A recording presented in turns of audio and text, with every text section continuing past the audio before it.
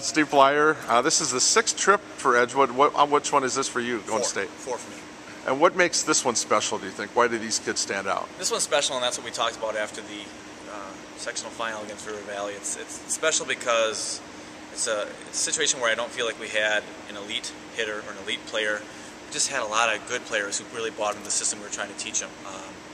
A lot of molding, not just their physical or physicality in game, but also just trying to mold their mentality in game, which was important for us. And they've really grown up in that regard. There's still some growing we can do.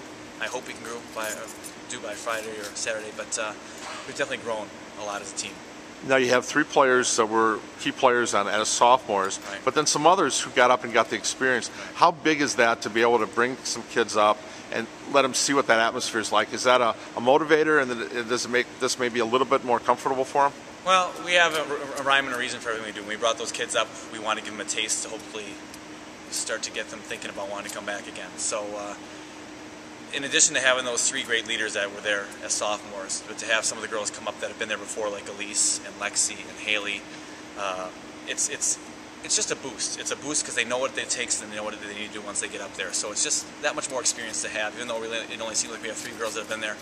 Really, we've had about 8 that have been there. So that's nice to have. What makes this program successful? Why is Edgewood going back for the 6th time in 13 years? The kids, they're great kids. They're easy to coach. It's certainly not the coaching. They're great kids, and the energy, effort, and stuff, and everything they put in. And they're just great student athletes too. We never have to worry about them off the court with their grades or anything like that. They're great kids, and they're easy girls to coach. They buy into what we say, and after that, they can take the ball for themselves and really start to play at a high level. 5 trips, 4 silver balls.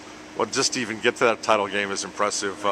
What is it going to take to get, what does it take to get that goal? How difficult is that?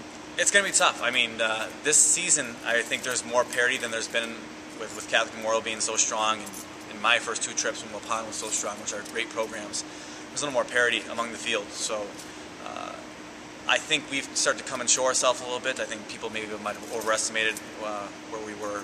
And we started to show ourselves as being a very strong team, and I think the girls are starting to believe in themselves and as being an elite team, and we're hoping that we can start to continue our success of spreading the ball around and playing strong defense and some of the core fundamentals that are important to us as a team. And I think that should carry us to our ultimate goal. 300 tickets had to be sold to get a half a day off of school. Yeah. I understand the goal was met. The goal was met at lunch by freshmen, so whether they're going or not, we now have a half day on Friday. But you got the tickets sold, so that's a good thing. Absolutely. And how big is this? I mean, in the school, you talk about football and other sports. How much support do you get from the students? In all honesty, we've seen it dwindle a little bit recently. It's tough. We want to preach the idea of going out and watching others, but it's just with the workload some of the kids have, and we don't want them to make excuses, but it's just tough to do at Edgewood. But at the same time, we don't want to make excuses. It's not as strong as it used to be. I wish it was a little stronger, and I'm just hoping we have a good. It's important whether we're away or we're at a neutral site like we're going to be on Saturday and Friday. It's important to have a good fan base there. So even if you're not at home, it can make you feel like you're at home. So it's really important that we have kids there, and as a teacher, I try and go make sure I go watch other kids, and I would hope that it gets returned, and sometimes it does, sometimes it doesn't, but those are things that are out of control, and that's what we've talked about a lot this year, is just controlling what we can control and playing the best ball we can no matter who's there. Anything you're looking forward to the most on this? Spend the time with the kids? Is there a particular meal, or do you get to pick the pregame meal? Well, the kids being there before have enjoyed some stuff. We've gone to Curly's and Lambeau, and we've tried Crawls.